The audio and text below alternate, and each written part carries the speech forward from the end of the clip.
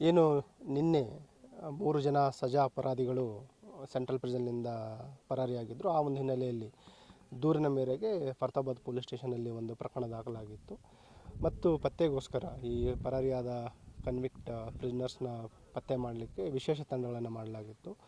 ನಗರ police ವತಿಯಿಂದ ಮತ್ತು ವಲಯ ಈಶಾನ್ಯ ವಲಯ ವತಿಯಿಂದ DIG ಮತ್ತು SP ಬೀದರ್, SP ಗುಲ್ಬರ್ಗ ಮತ್ತು ಸುತ್ತಮುತ್ತಲಿನ ಜಿಲ್ಲೆಯವರಿಗೂ ಕೂಡ ನಾವು ಅಲರ್ಟ್ ಮೆಸೇಜ್ಗಳನ್ನು ಕಳುಹಿಸಿ ವಿಶೇಷ ಮಲ್ಟಿಪಲ್ ಟೀಮ್ಸ್ಗಳನ್ನು ಮಾಡಲಾಗಿತ್ತು.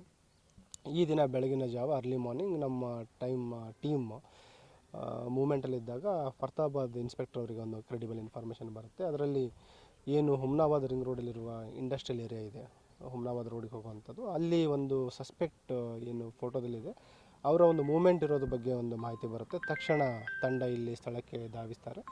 ಬಂದು ನೋಡಿದಾಗ ಏನು ಒಬ್ಬನು ಸಜಾ ಅಪರಾಧಿ ಇದ್ದಾನೆ, ಸಂತೋಷ್ ಬಸಪ್ಪ ಮೇತ್ರೆ ಅಂತ, ಅವನು ಓಡಿ ಹೋಗೋದು ನೋಡ್ತಾರೆ. ತಕ್ಷಣ ಅವನನ್ನು ಹಿಡಲಿಕ್ಕೆ ಬಂಧಿಸಲಿಕ್ಕೆ ಹೋದಾಗ ಅವನು ಮಾರಣಾಂತಿಕ ಹಲ್ಲೆ ಮಾಡ್ತಾನೆ.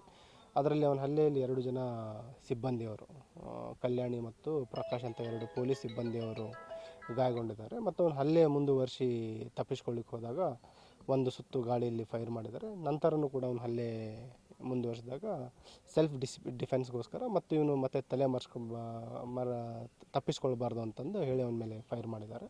ಅವನ ರೈಟ್ ಲೆಗ್ಗಿಗೆ ಒಂದು ಕಾಲಿಗೆ ಫೈರ್ ಇಂಜೂರ್ ಆಗಿದೆ. ಮತ್ತು ಗಾಯಗೊಂಡಿರುವ ಪೊಲೀಸ್ ಸಿಬ್ಬಂದಿಯವರು ಮತ್ತು ಏನು ಕನ್ವಿಕ್ಟ್ ಪ್ರಿಸನರ್ ಇದ್ದಾನೆ, 3 ಜನರಿಗೂ ಕೂಡ ನಾವು ಜಿಮ್ಸ್ ಆಸ್ಪತ್ರೆಗೆ ಸಾಗಿಸಿದ್ವಿ. 3 ಜನ ಸ್ಟೇಬಲ್ ಇದ್ದಾರೆ.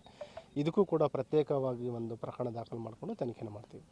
ಇಲ್ಲಿ ಇದು ಆಗ್ತದೆ ಸರ್, 3 ಜನ ಒಟ್ಟಿಗೆ 3 ದಿನ ಬೇಸಿಕಲಿ ನಿನ್ನೆ ನಾವು ಏನು ವಿಶೇಷ ತಂಡಗಳ ಮಾಡಿದ್ವಿ, ಎಲ್ಲ ಕಡೆ ತೀವ್ರ ಶೋಧ ಏನು ಮುಂದುವರಿತಾ ಇತ್ತು. ಆ ಒಂದು ಹಿನ್ನೆಲೆಯಲ್ಲಿ ಎಲ್ಲಿಯೂ ಕೂಡ ಇವರು ಆರೋಪಿಗಳೇನಿದ್ದಾರೆ ತಪ್ಪಿಸ್ಕೊಂಡಿರುವ ಸಜಾ ಅಪರಾಧಿಗಳು ಯಾರೂ ಕೂಡ ಮೇನ್ ರೋಡಿಗೆ ಬಂದಿಲ್ಲ. ಅವರು ಫಸ್ಟ್ ಜಂಪ್ ಆದ ತಕ್ಷಣವೇ 2 ತಂಡಗಳಾಗಿ ಮೂವ್ ಆಗ್ತಾರೆ. 2 ಅಪರಾಧಿಗಳು ಒಂದು ಕಡೆ ಮೂವ್ ಆಗ್ತಾರೆ ಮತ್ತು ಇನ್ನೊಬ್ಬನು ಅಪರಾಧಿ ಬೇರೆ ಕಡೆ ಹೋಗಿದ್ದಾನೆ. ಇವರು ಇಬ್ಬರಲ್ಲಿ ಕೂಡ ಮತ್ತೆ ಸ್ಪ್ಲಿಟ್ ಆಗಿ 3 ಜನ ಒಬ್ಬಂಟಿಯಾಗಿ ಮೂವ್ಮೆಂಟ್ ಆಗ್ತಾ ಇದ್ದಾರೆ. ಹೆಚ್ಚಿನದಾಗಿ ಅವರು ಏನು ಕೃಷಿ ಪ್ರದೇಶ ಇದೆ, ಅಗ್ರಿಕಲ್ಚರ್ ಲ್ಯಾಂಡು ಮತ್ತು ಹೊಲದಲ್ಲಿ ಅವರು ಮೂವ್ಮೆಂಟ್ ಆಗ್ತಾಯಿದೆ.